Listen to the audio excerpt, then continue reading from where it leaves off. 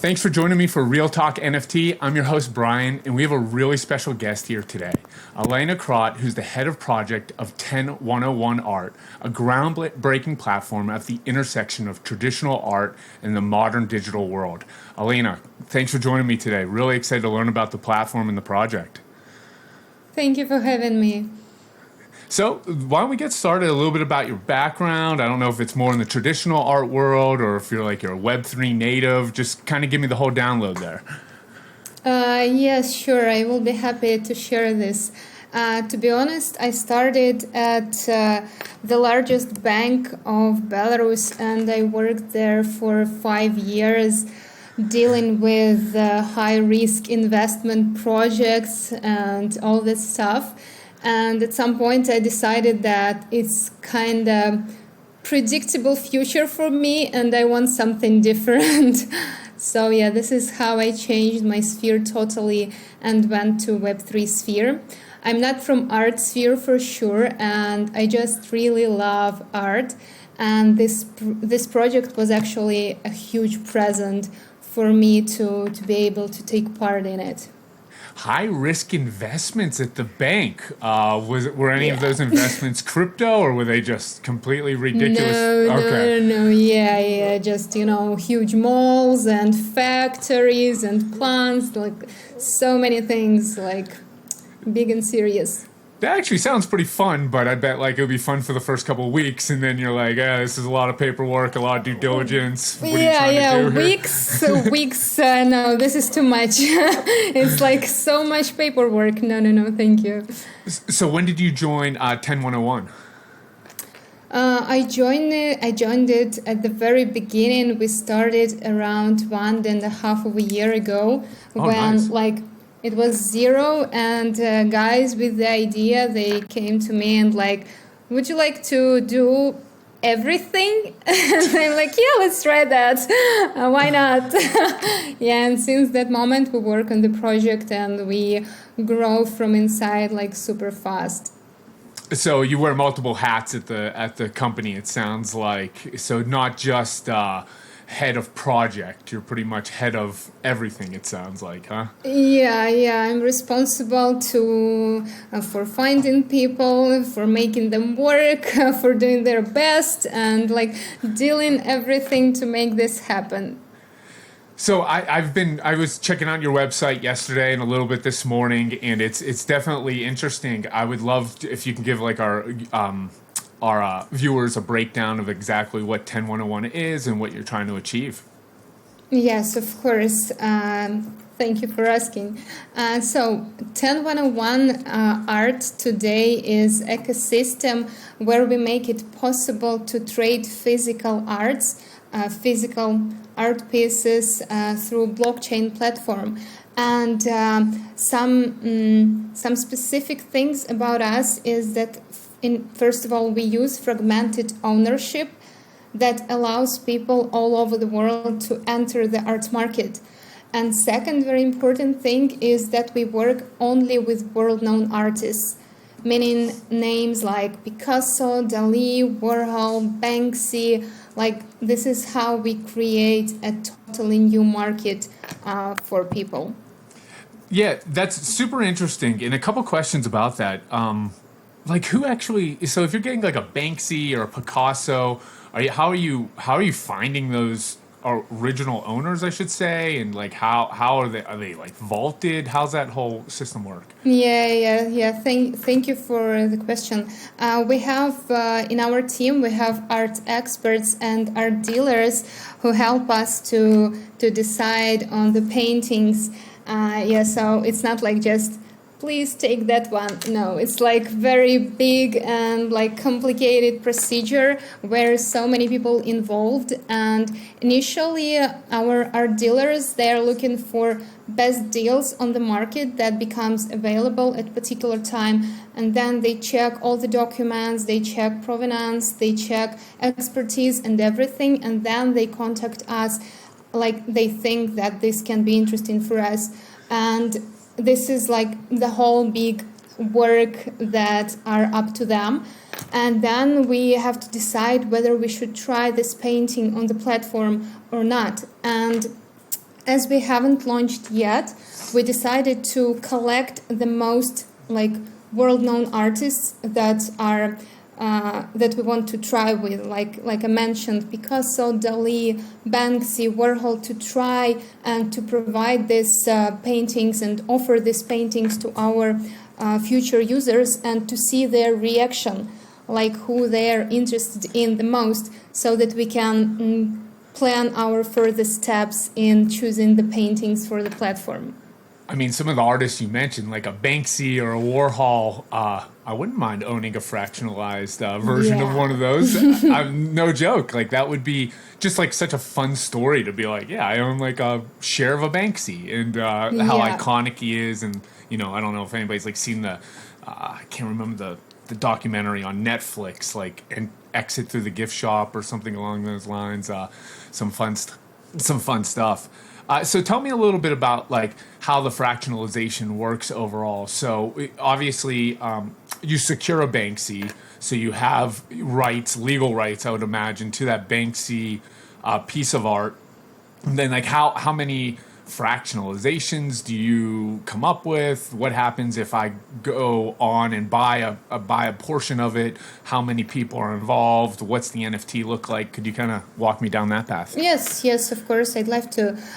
So the amount of fragments per one painting and price per each piece really depends on the initial price of a particular painting, because we have like really expensive pieces and we have less expensive pieces. So we start with this creation of the final price starts with the initial price of the painting, and then we plan to try and to check different ways. For example, we have, and also the size of the painting, because we have 1/2 meter paintings and we also have 20 centimeters of the painting. So when we scan them and when we separate them to pieces, it's really actually the number, what piece you have and what you can see on it on the platform later.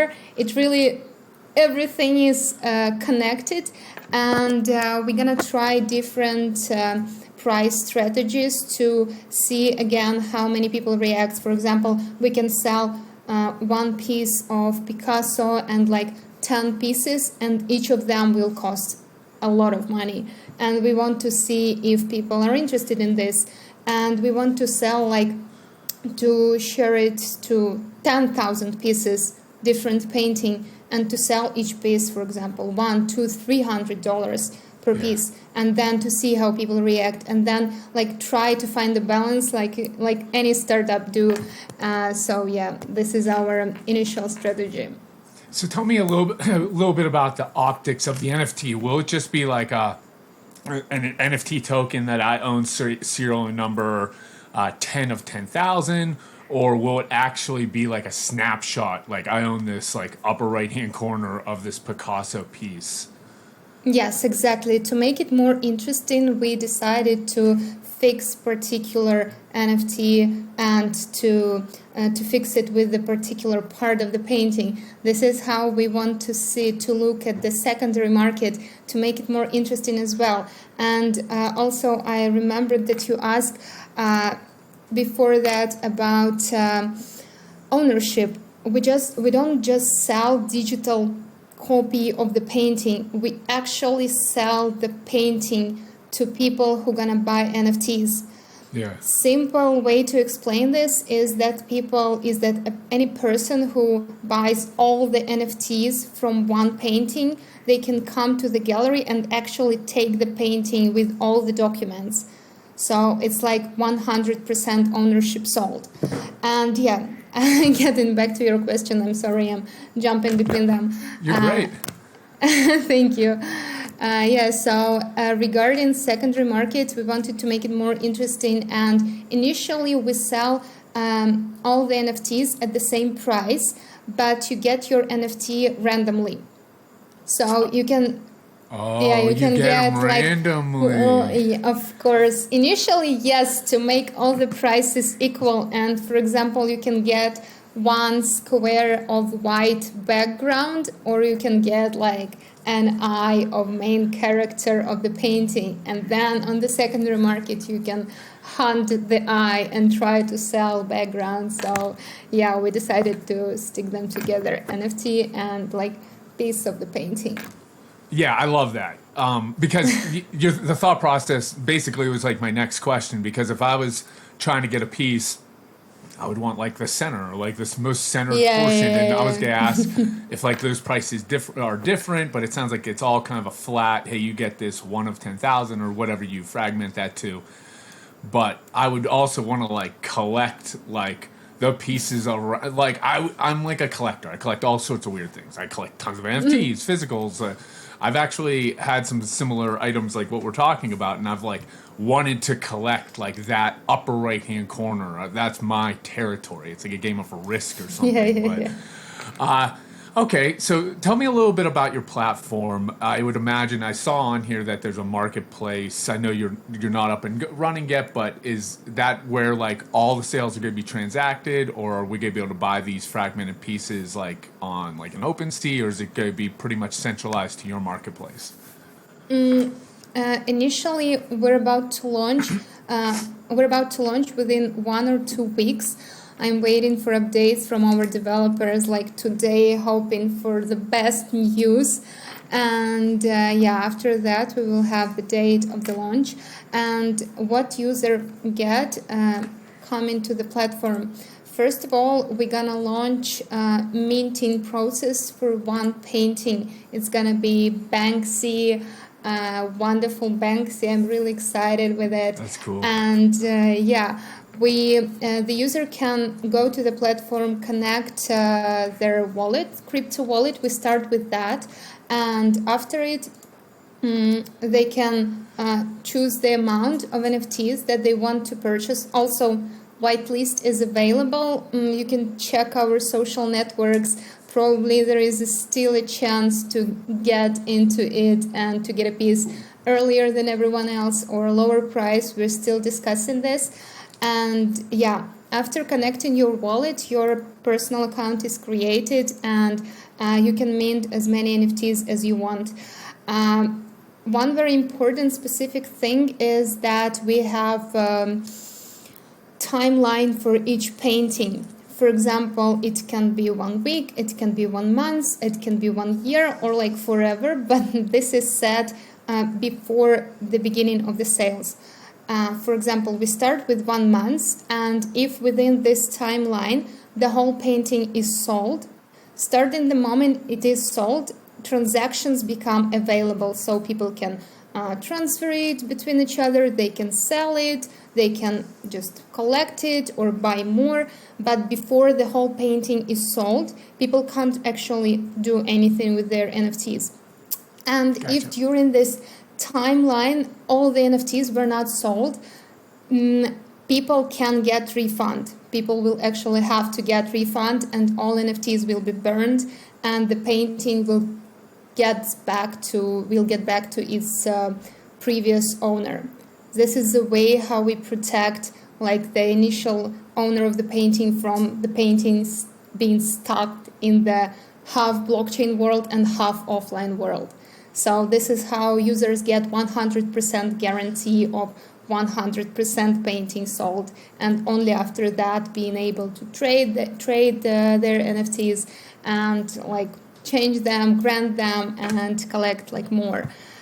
So first of all, we have only that, and but people still can trade their NFTs on OpenSea, Rarible, and many other very famous marketplaces. And our second huge step is to launch our own marketplace. It is like almost ready. We also finalizing it, and it's gonna be like our next step. Like it's gonna be kind of like OpenSea, but only our paintings will be presented there, like fixed price auction option, and like your own collection and everything created specifically for our paintings, because we have like technology to show the whole painting and your piece on in this whole painting, which is not gonna be represented on other marketplaces. So yeah, this is gonna be our second huge step, and also allowing people to buy NFTs and selling them using fiat. This is our also upcoming stages. Awesome. It's like you jumped into my questions and you were just like knocking them down one on one. I'm reading your mind. I feel like you are, honestly, because I did have like a couple questions like, what if you didn't sell all the fragments? But that makes a ton of sense that you don't want to expose the original owner to like, hey, we only sold 92% of it.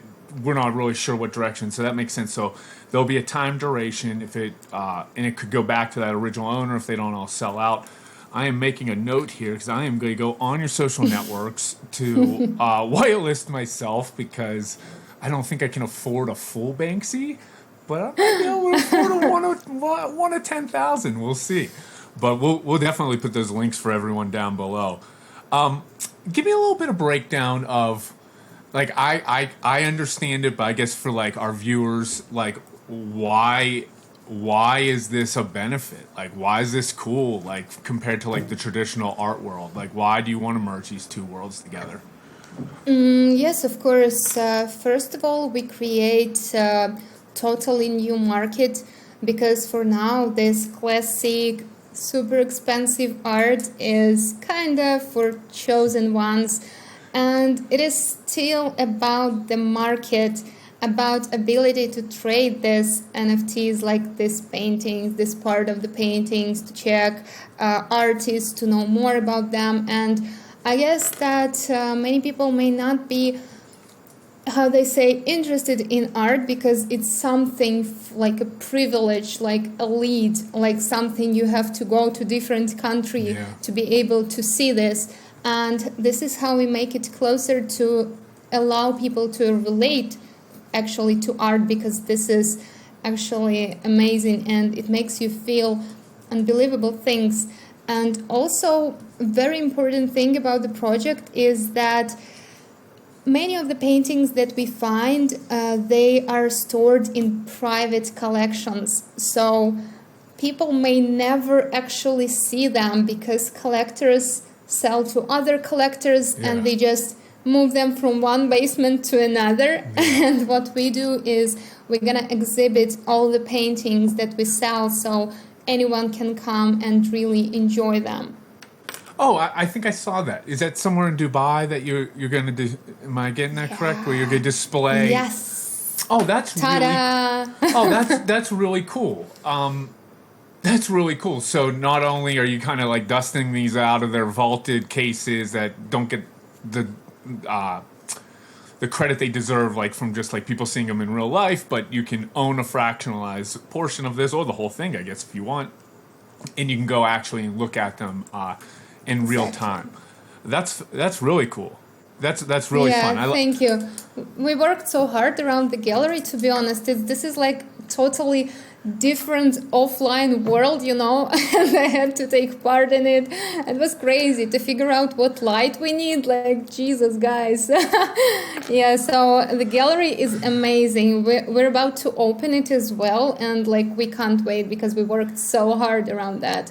And and we decided it to be Dubai because so many people are welcome there, you know. This is such an international center, and this is like super safe. So we are happy to open our first gallery there. I love it. That's just like super fun. I don't know. People need to see more art. People need to go and like check out some of these like paintings in real life, and being able to like own a fractionalized portion of it. I don't know. I'm getting kind of excited just thinking about it.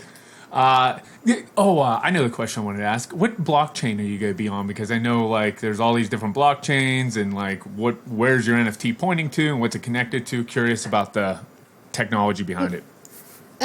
We decided to start with Ethereum because we think that even that the audience of this specific blockchain showed the most loyalty to NFT technology during these hard times. So we decided to start with that, and it is also I guess it is also something elite about this as well. So we decided to start with this one, and probably, of course, we are looking for other options. For example, Polygon. We plan to release some paintings on Polygon to allow like lower commission, like very familiar, very famous thing about that, and probably some other chains. We're discussing these options right now.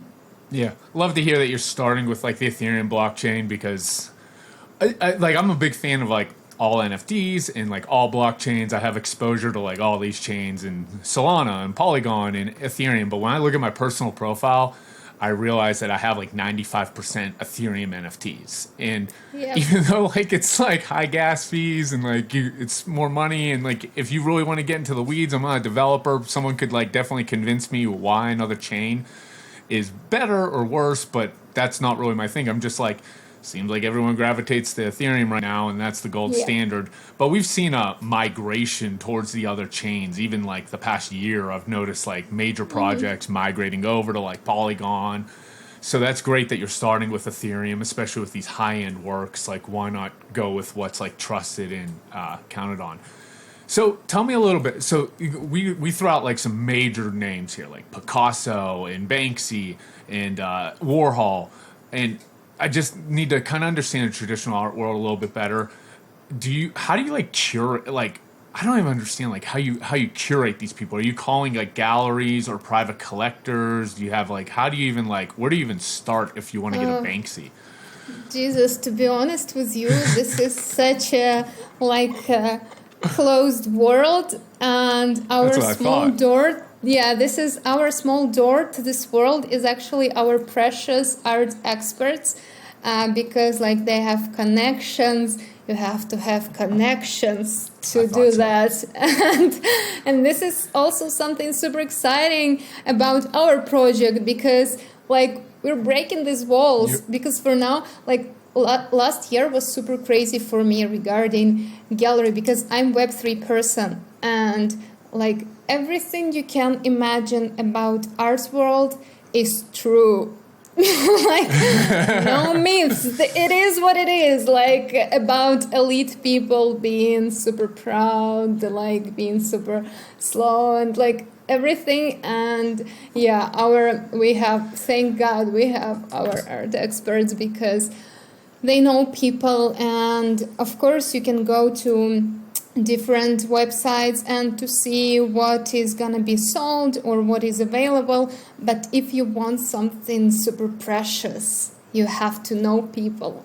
And yeah, this is what we're gonna kind of fight with, to making art like open and available, reachable actually. So yeah, this is how it happens usually. They know people, they ask, they do these connections, they support them, and we're like trying not to ruin everything with our like with our ruthless hands. And like this is just super interesting and just super hard. I would love to be a fly on the wall whenever like the initial pitch to like, a gallery or a collector. It's like, hey, I got this crazy idea. We want to take your multi-million-dollar painting. We're going to make it a digital version of it where only one person can own it. But wait, we're going to fractionalize it so everyone can own it. This is me past year. Yeah, they're probably just like, get out of my office, You have to see our negotiations with insurance companies. This is like the most interesting part. Like this is super hard, and this was the hardest part, because they're like, okay, who is the owner?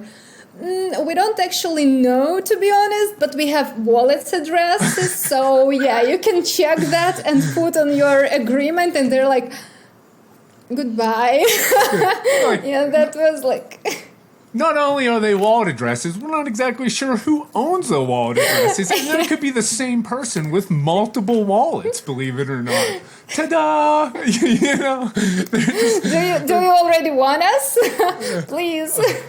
oh, that's too good. Well, I love what you're building here, and I'm like truly interested. So I'm gonna get on your social media here and try to whitelist myself, because just like what you're saying is that there's this like elite world of collectors that have this access that a guy like me would never have access to. It's just, even if I won the Powerball tomorrow, well, somebody would probably talk to me if I was worth a few $100 million.